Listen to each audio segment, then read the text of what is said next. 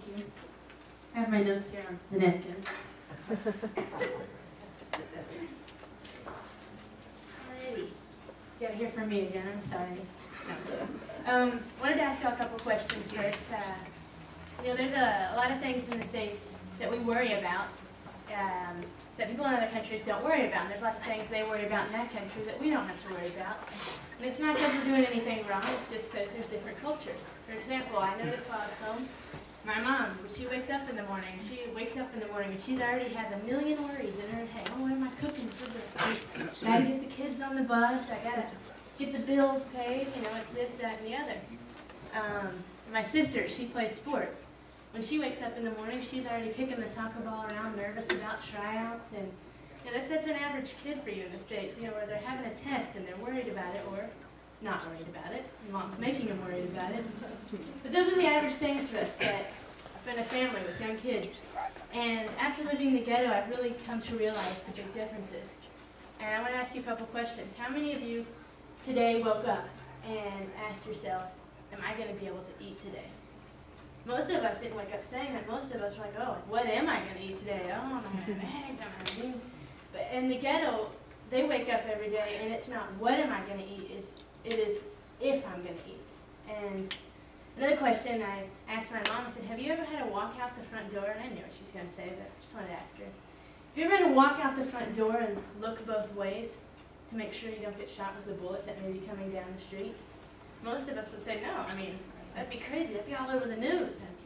But in Guatemala City, in the ghetto, with these guys where they live, when you walk out the front door, you can't just walk out in freedom. You have to open the door and look both ways and make sure a stray bullet's not coming, because otherwise you could be the next gunshot victim.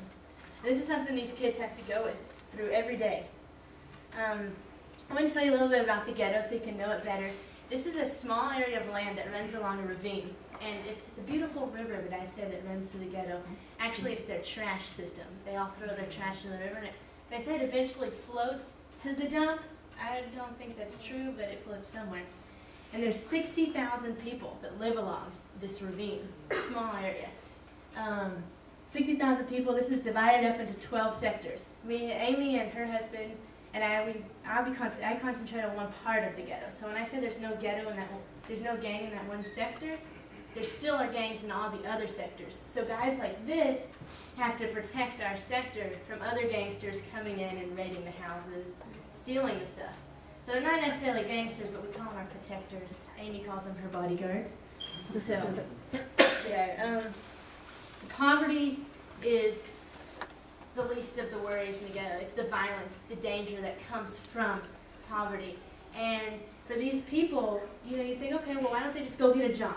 Why don't they study and get a job? Well, the problem they run into is they may have all the studies they need, and they go apply for a job, and they fill out the address section and put La Limonada, the ghetto, and the people don't even review the section to see what kind of studies they have. Rather than saying, oh, wow, they got a doctorate. Oh, you're from La Limonada? You're a thief. You can't work here. And you got people who have the studies to get good jobs, but they can't because they're automatically discriminated against because of their neighborhood. And in this, what happens is the poor are getting poorer, and of course the rich are getting richer. And so many people say to me, okay, well, why become a gangster? Amy was saying that. I can be a good person, I can be poor, but do I have to go out and shoot and kill people and do drugs? Well, of course not. I want to tell you the testimony of a guy who was a gangster and why he became a gangster. This is what he told me. He said, actually, when I was 12 years old, it became real to me, the situation I was living in.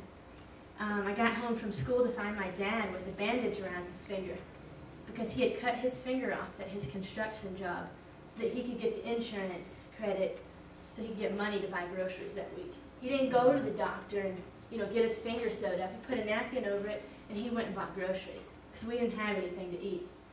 And it became real to me that I had to do something for my family. I'm not a little kid anymore. I can't have my dad coming back next week with 2 fingers gone. I have to do something. So then I went to the market, and when the sales lady wasn't looking, I stole a tomato. Went to another stand, stole an orange, and from there I ended up stealing my entire meal that day. And I'd take it home, and my mom would say, Martin, where did you get all that food? Oh, I found it on the ground. Or he said, I make up different stories. And day after day, I began stealing vegetables, and eventually the gang in the area noticed me stealing. He said, I thought for sure that they were going to shoot me for stealing. It might have been their aunt or something selling vegetables. They said, no, they came up to me and they said, hey, what are you doing? I said, oh, my family doesn't have any food. I swear I'm not trying to hurt anybody. And the gang said to him, no, do you want to know a way to where your family will never be hungry again? And Marvin said, yeah, I want to know a way where my family doesn't have to be hungry again. And the gang said, all you have to do is hold these couple of items for us, and we'll have your house full of groceries every day of the week. And Marvin said it was easy. I carried a gun, I carried drugs for them, so that when the police came, they never searched the kid. And from there, I started hanging out with the gang all the time. And little by little, I began to become absorbed. It was little things that I would be with them first watching. I first see them stealing money. Then it became cars. And then it became actually stealing people's lives. And as you can see, this kid didn't join that gang because he wanted to hurt people. He joined that gang because he wanted to help his family. And this is the situation we have with guys like this. They aren't doing drugs because they wanted to hurt somebody. This poverty, and because they don't have God in their lives, they're replacing it with something. And the cool thing that Amy's able to bring when she comes, the cool thing that I get to do on a daily basis is I get to show them that man does not live on bread alone. Man lives by every word of God. And when they find that to be real, their lives are changed forever. And Amy's been a direct testimony to these people. You know, I'm not coming down here to preach at you. I'm coming down here to show you Jesus. And it's amazing. And I want to show you a picture of Pee-wee. Let's throw him up on there.